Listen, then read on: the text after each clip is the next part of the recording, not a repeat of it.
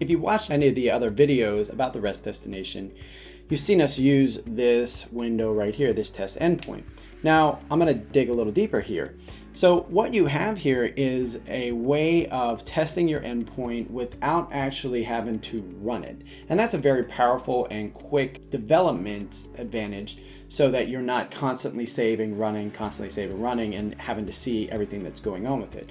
So the cool thing about this is, in this scenario, every time that you use something like a column replacement, we are going to show that column here in a grid. And I'm going to give you an example of. So let's say that I only started using name here, and now I come over here, my test endpoint has detected that we don't have name anymore, so it's not going to require you to fill that in. But let's say that we did use name. It's going to detect that we have that in the anywhere, whether it's used in the endpoint URL, the post data, or the headers.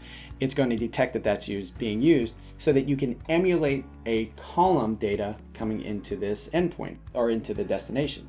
So I'm going to hit 1, 2, 3, 4, 5 here, and I'm going to say the name is Century 1. And when we hit test endpoint, obviously you get warned here. If you haven't been warned already, you are going to affect your data if you're calling something that's going to insert, update, delete. That means you're going to have to go clean all that up. Just a little bit of a warning, but you hit yes here and it still runs. So what we see here is that when we use the column replacement, we see that we replace the column here and we replace some columns here, and you can see that in the response that we get back. Now the cool thing also is that you see this request. So what we can see here is that here is the URL that we called.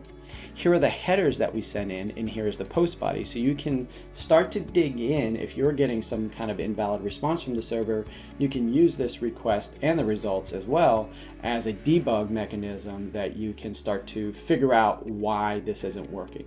So you can see here that this is a very powerful tool that you can use for testing your REST destination before you finalize the setup and go ahead and execute it.